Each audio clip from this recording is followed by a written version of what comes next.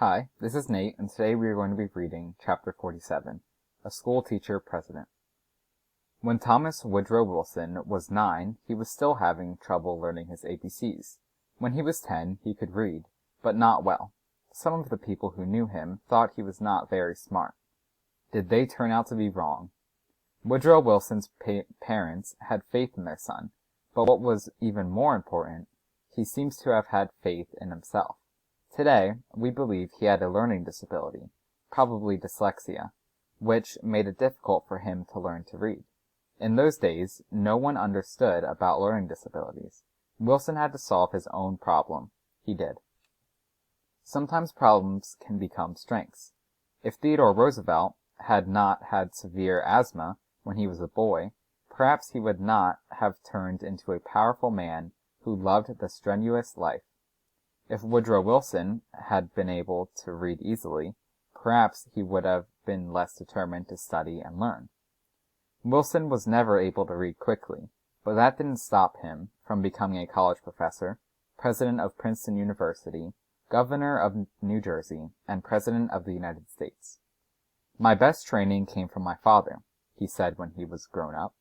His father was a Presbyterian minister who read aloud to his son and taught him to think clearly and write exactly.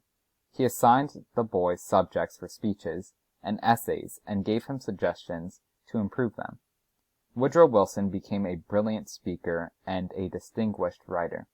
But the most important thing the Reverend Wilson gave his son was a sure sense of what is right and what is wrong, which guided Woodrow Wilson all his life. He was born in Virginia, 4 years before the Civil War began. The family soon moved to Georgia. His earliest memories were of war and grown-up discussions of politics, battles, and democracy. He was the son, grandson, and nephew of ministers. It was expected that Tommy, his childhood name, would become a minister too. But from an early age, it was politics that interested him. When he went to college at Princeton, he signed his letters Woodrow Wilson, Senator from Virginia. It was supposed to be a joke, even though it was what he really wished to become. He wasn't a great student at Princeton, although his writing ability did attract attention.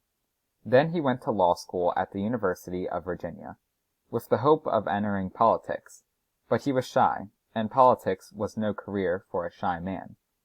So he went back to school, this time to Johns Hopkins in Baltimore, to study government and history. He had decided to become a college professor. Finally, he had found something he could do well. He became an extraordinary professor. His specialty was government and politics. He thought, wrote, and taught about how the government should be run. He believed in a strong executive branch. Later, he had a chance to put his ideas into practice.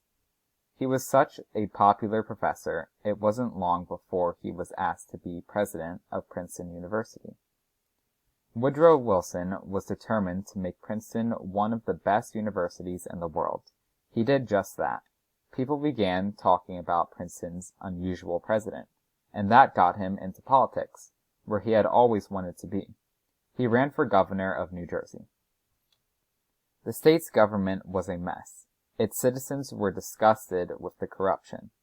Naturally, the political bosses didn't want to change things, but they wanted people to think things were changing. The bosses wanted a governor who would look good, but whom they could control. Woodrow Wilson seemed perfect. He was well known, and his fine manners made him seem meek. The bosses were sure a college president wouldn't know much about the real world of politics. They thought he would be easy to push around. So they backed him for governor. Were they fooled?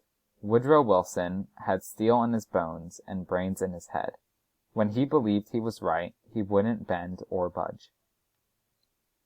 And here's a picture, and its caption says, Woodrow Wilson as a graduate student in 1883 at the Johns Hopkins University, where he studied history and political science. Wilson promised to clean up politics in New Jersey. Then he proceeded to do it. He became a reforming governor. The bosses tried to stop some of his reforms. Wilson spoke out and explained the issues to New Jersey citizens. Remember, he was a great speaker.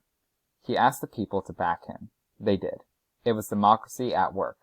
The bosses couldn't believe what was happening. Most were forced to retire.